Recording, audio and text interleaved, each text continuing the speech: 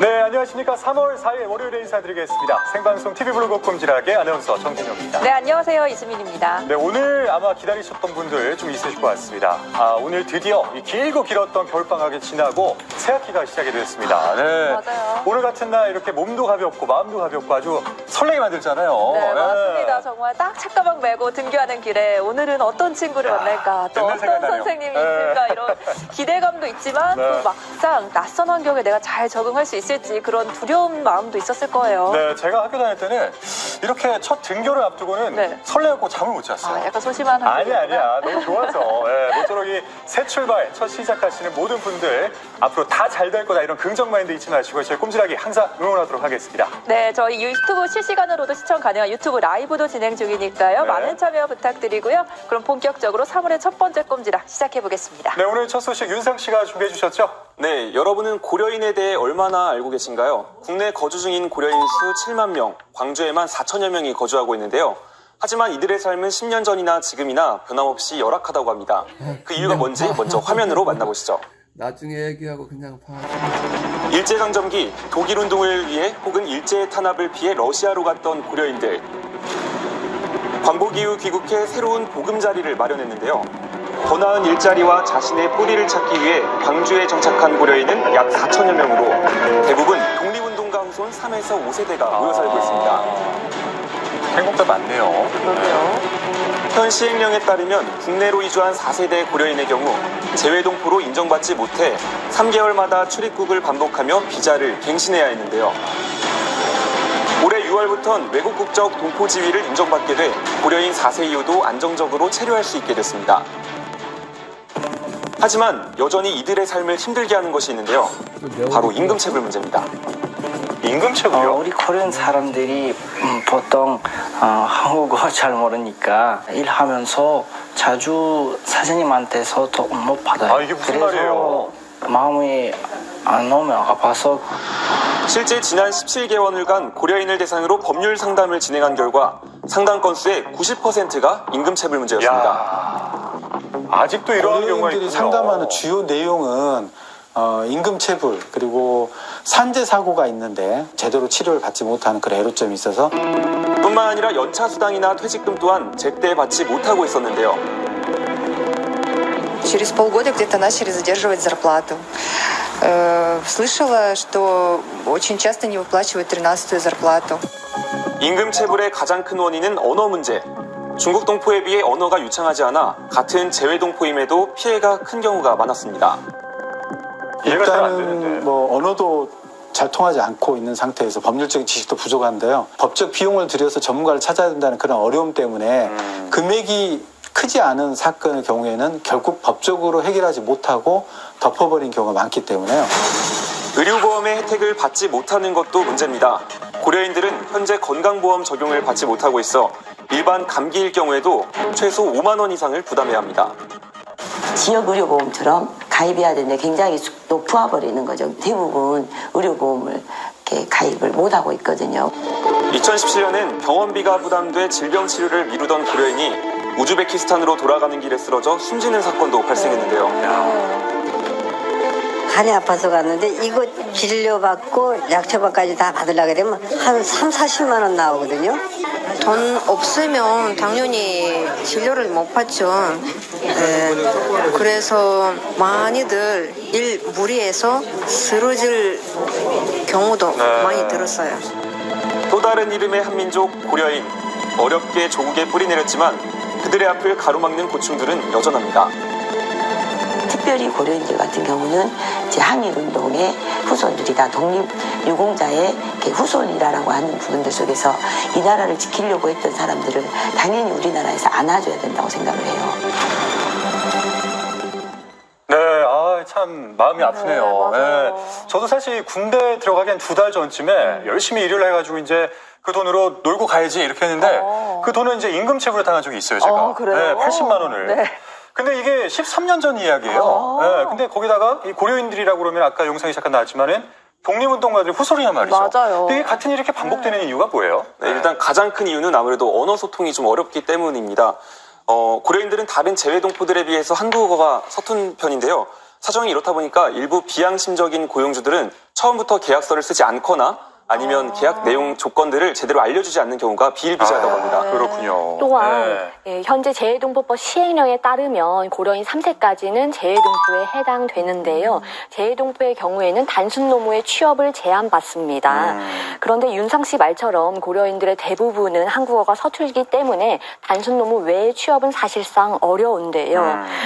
이들은 그래서 불법 취업으로 내몰리게 되고 또 임금 체불과 퇴직금 미지급에도 불구하고 강제 추방당할 것이 두려워서 신고조차 제대로 하지 못하고 있습니다. 참 보면 항상 제도가 미흡하면 불법 취업이 생기고요. 맞아. 그에 따른 임금체불까지는 이게 악순환인 것 같아요. 정말. 근데 아까 영상 보니까 전 임금체불 못지않게 의료 상황도 굉장히 안 좋아 보이더라고요. 네, 고려인들에 대한 다행히 그래도 고려인들에 대한 도움의 손길과 관심 덕분에 전보다는 상황이 많이 나아진 편인데요. 그럼에도 불구하고 제도적으로는 아직 미흡한 부분이 많습니다.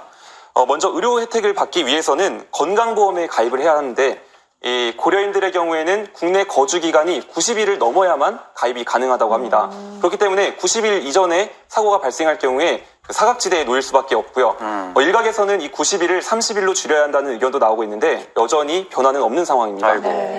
물론 사대보험 가입이 가능한 직장에 취업을 하게 된다면은 90일 이전이라도 직장 가입은 가능합니다. 또한 직장 가입자가 있는 경우에는 피부양자를 가족으로 등록하게 되면은 가족까지 건강보험 혜택을 받을 수 있는데요.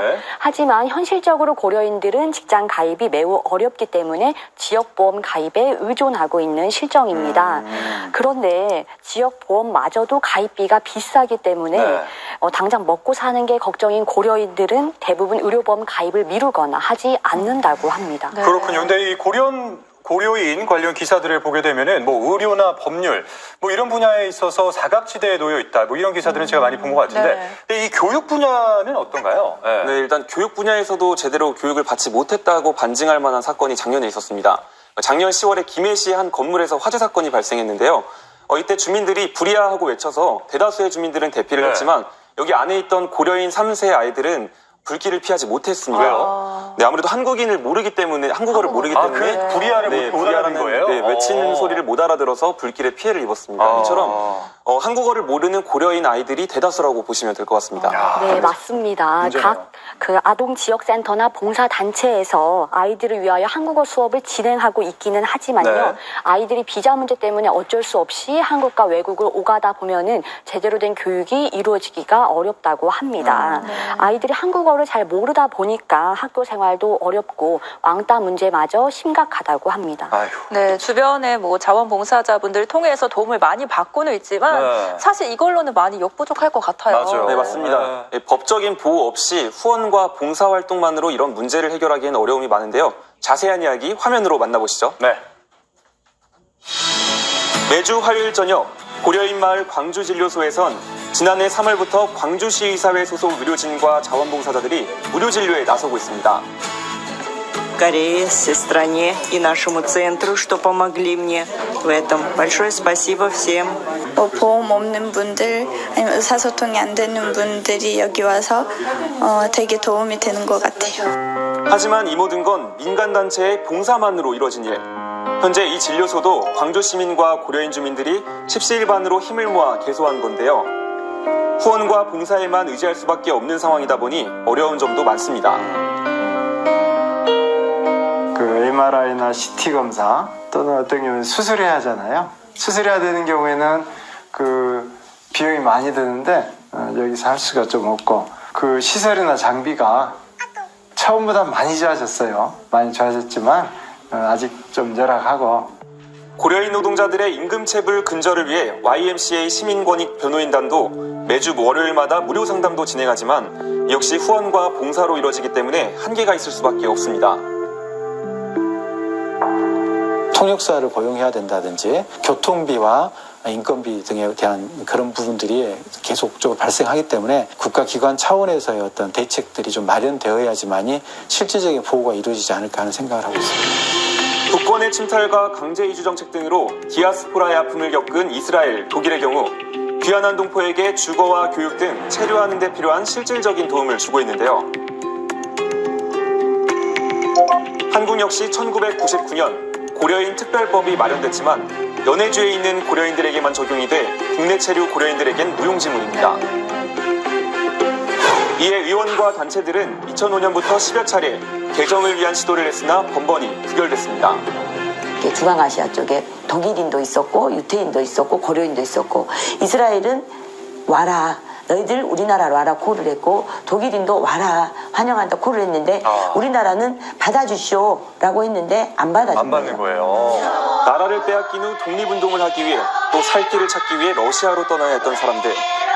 3.1운동 100주년 자신의 뿌리를 찾기 위해 한국에 온 그들의 후손 고려인들을 우리 사회가 어떻게 보호해야 할지 고민해 봐야 할 시점입니다.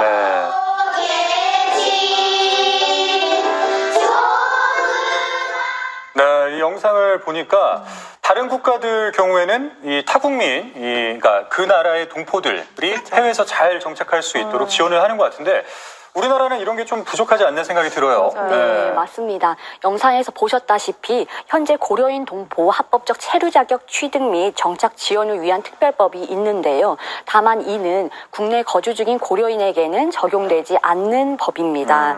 중국의 경우에는 정착하려는 화교들에 대해서 우선 지원 정책을 펼치는데요. 반면 우리나라의 경우에는 국내 정착이 아닌 해외 동포를 지원을 우선으로 하는 경향이 있습니다. 때문에 국내에 거주하는 동포에 대한 지원 강화와 귀환 동포 지원법 제정이 필요하겠습니다. 네, 근데 참 어떻게 보면 이 고려인들에게는 우리 한국이 이 조상의 땅이자 그렇죠. 고향 같은 곳이잖아요. 이런 곳에서 좀 잘 정착했으면 하는 마음이 클 것 같아요. 네, 맞습니다. 현재 고려인들은 한국어가 매우 서툴기 때문에 가장 열악한 일자리를 구하게 되고요. 또 서툰 한국어 때문에 부당한 대우까지 받고 있습니다. 고려인들이 한국에 정착하기 위해서는 우선 한국어 습득이 우선되어야 되기 때문에 이를 위해서 여러 교육 프로그램이 마련돼야 될 것 같습니다. 네, 대다수의 고려인들은 이 한국을 고국으로 생각하고 있기 때문에 비자 만료로 다음 세대들이 쫓겨나지 않도록 희망하고 있는데요. 이들을 위한 그런 제도적인 지원이 시급해 보입니다. 네, 이 국가적인 위상이 높아진 만큼 이런 일은 좀 없어져야 되지 않을까 싶습니다. 윤상 씨 오늘 잘 들었습니다. 잘 들었습니다. 네, 현재 시간 7시 34분 11초 지나고 있습니다.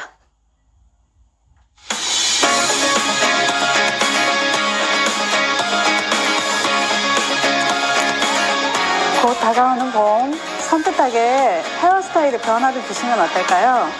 여러분은 지금 꼼꼼히 알아가는 즐거움 꼼지락을 보고 계십니다. 네, 봄을 맞아서 저도 한번 헤어스타일을 바꿔봤거든요. 네, 어떤가요? 그래요? 잘 몰랐어요. 아쉽네요. 네. 다음 코너 소개하겠습니다. 다음 코너는 우리 지역의 특별한 분들을 만나보는 별별 흔한 코너죠. 네, 어린 시절 향수를 일으키는 이 포장마차의 사장님이자 이 광양 가야공원을 20년째 지키고 계시는 분입니다. 어떤 분이신지 지금 만나보시죠. 네. 산세 좋기로 유명한 가야 산자락. 이 산 아래 놓인 공원에는 작은 포장마차 하나가 자리하는데요. 자연의 색과 함께 물들어 있는 이 신비로운 가게 속으로 잠시 들어가 볼까요? 향긋한 커피향으로 가게 안을 가득 채우고 있는 주인공은 다름 아닌 할머니신데요. 혹시 이분이 포장마차 가게의 주인? 아니, 안녕하세요. 네, 어서 와요. 아, 여기 카페 주인이세요? 네. 아, 올해 연세가 어떻게 되세요? 81요. 야, 너무 동하신데요. 가야공원의 카페지기 김정순 할머니입니다. 이른 아침 김정순 할머니의 집을 찾았는데요. 개점 시간에 늦지 않기 위해 부지런히 나갈 채비를 하는 정순 씨. 매일 준비하시기 힘들지 않으세요? 19년 돼서 내년이면 20년이야. 2001년도서부터 맺거든. 추석날, 구정날, 그러고 그냥 항상 후리야 그냥. 항상 두누리가 먹으면 거기 앉았어. 하늘 보면 혹여 기다리는 이가 있을까 그녀는 걸음을 재촉합니다. 사람 하나 없는 공원 한편에 조용히 웅크리고 있던 포장마차는 이 할머니의 손길을 따라 활기를 띄우는데요. 바람 불면 비록 작고 아담하지만 있을 건 다 있습니다. 각종 주전부리는 물론이고요. 추운 겨울 온몸을 녹여줄 따끈한 어묵과 남녀노소 누구나 좋아하는 만인의 간식 핫도그, 매일 삶아온 달걀도 빠질 수 없죠. 그런데 메뉴판이 좀 특이한데요. 할아버지가 저 얼어서 붙인 거 저거 봐봐. 우리 할아버지가 이렇게 다 서쪽으로 오리셨어. 솜씨 좋으신데요. 네. 포장마차 곳곳에 붙여진 아기자기한 메뉴판부터 세월의 흔적이 가득한 가게 현관문까지 재주 많은 할아버지의 솜씨입니다. 그것도 다 할아버지가 그렇게 만들었어. 문짝 주워다가. 오래 머무는 이들을 위해 안락한 테이블도 마련해뒀고요. 빈티지한 느낌이 물씬 풍기는 파우더룸도 있습니다. 와. 전부 있네요. 손님들을 위한 할머니의 세심한 배려인데요. 부부의 정성이 가득한 포장마차 카페의 첫 번째 손님은 언제나 남편 장기범 할아버지입니다. 그녀의 커피를 사랑하는 가장 오래된 단골이죠. 커피는 눈감 땡감이라도 그냥 다 맛있게 해주지. 말만 상대방 와서 나 커피 블랙으로 줘요 하면 연하게 진하게요. 그 말대로 그대로 해주면 다 맛있다고 그래요. 저희도 한 잔 타줄 수 있어요? 오케이. 정순 할머니의 자신만만한 모습에 그녀의 커피 맛이 점점 궁금해지는데요. 이 손목 스냅이. 그래서 직접 마셔본 우리 제작진 담당 작가의 평가는요. 믹스 막 파워파다 이런 거 있잖아요. 그런 게 하나도 진짜 깔끔. 모두를 사로잡은 할머니 커피만의 비법은?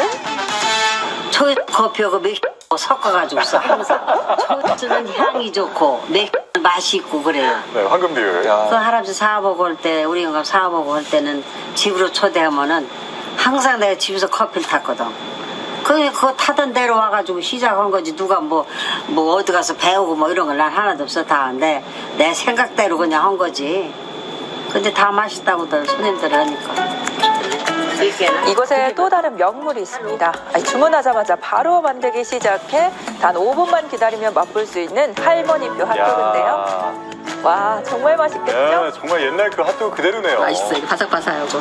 여기가 핫도그가 금방 또 만들어주니까 더 맛있어요.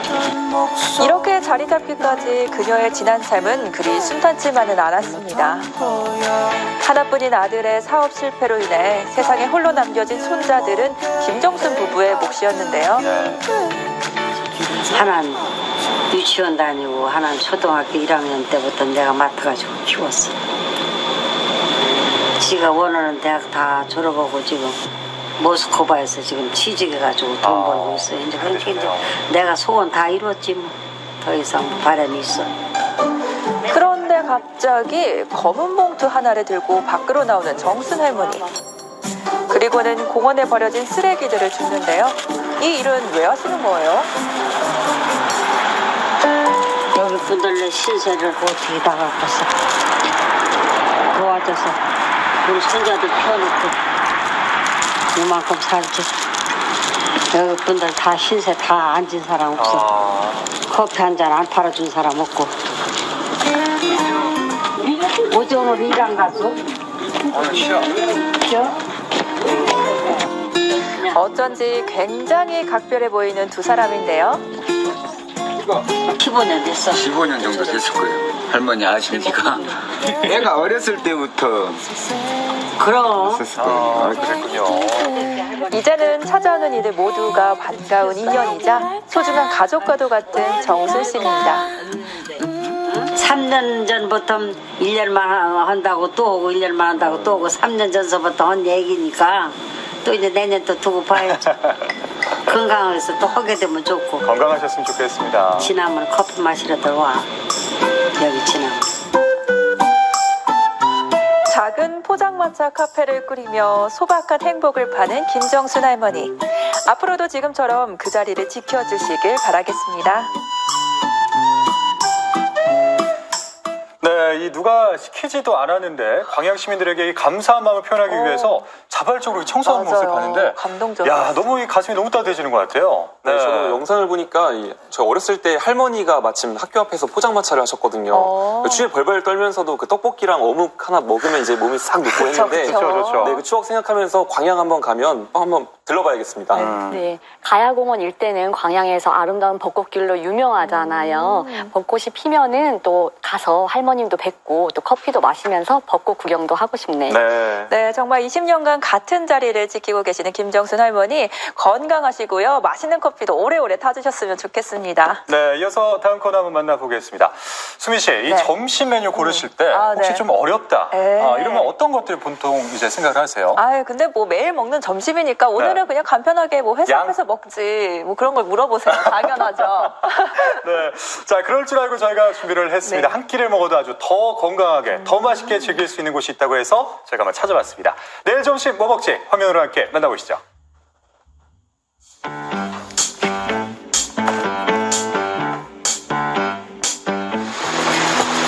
겨우내 얼어붙었던 백안 계곡이 청명한 숲을 내며 흐르고 산들바람이 잇눈을 깨우는 지금 완연한 봄 기운이 찾아왔습니다.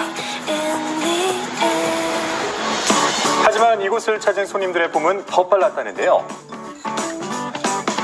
겨울의 무료한도 끝, 만물이 생동하는 봄을 혀끝으로 먼저 전하는 오늘의 메뉴. 이거 온채밥이래요. 비타민, 무기질, 식이섬유까지 각종 영양소가 풍부한 5가지 나물을 넣어진 오채밥. 하는 되고 건강해지는 음식 같아요. 기운이 나면서 산책하고 싶고 그런 마음입니다. 봄입니다.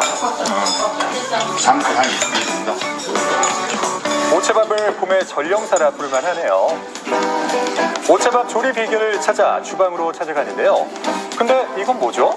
저희 집 주 재료가 삼채예요. 삼채를 주로 많이 쓰는 편이에요. 이 밖에 표고버섯, 다래순, 모기버섯, 그리고 단호박도 넣어서 밥을 짓습니다. 순차네요. 순차 너무 많이 들어가요. 삼채 뿌리를 익혀 드시잖아요. 그러면은 이게 단맛이 강해져요. 그래서 그 매운 거 못 드시는 분들도 전혀 부담 없이 그냥 드실 수 있어요.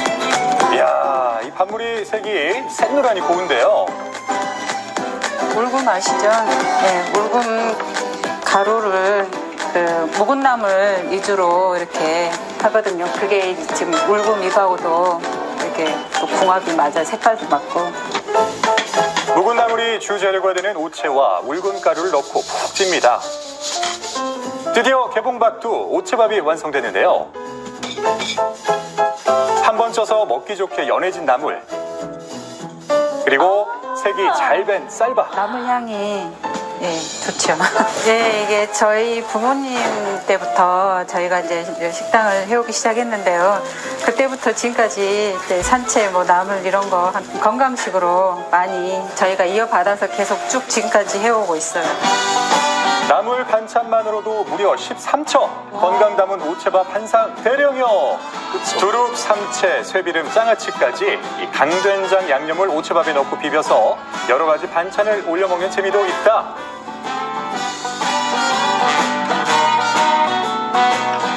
담백한 김에 싸 먹어도 꿀맛이고요. 먹어보지 않고는 이 맛을 논할 수 없겠죠? 오채밥 먹기 전 거치는 식전 요리가 있다는데 메밀전입니다. 메밀전. 메밀전 반죽에 당귀와 참나물을 넣어 부쳐주는데요. 이게 만드는 재미도 있고요. 먹는 맛도 그런 것 같아요. 자, 하나, 둘, 자! 성공! 네, 노릇노릇하니 잘 익었죠? 나물 메밀전 한 입 먹어보는데요. 향긋할 것 같아요. 당귀 향이 아주 상큼하니 입맛을 돋구고 있습니다. 화학 조미료는 1절, 대신 달래 양념장을 넣어 심심한 오채밥에 간을 맞춰줍니다. 한입 푹 넣으면 굉장히 맛있습니다. 산의 기운이 막 느껴지는 것 같죠? 삼채 같은 것은 약재입니다, 약재. 건강도 챙기고 다른 것을 먹을 수 없는 이런 각종 나물뿐 아니라 삼채가 있어서 자주 이용하고 있습니다. 쌉싸름하면서도 상큼한 맛이 좋다. 섬유질이 풍부해 장에 부담도 없다니 이렇게 편안한 점심이 또 있을까요? 바람이 달리며 건강 챙기세요.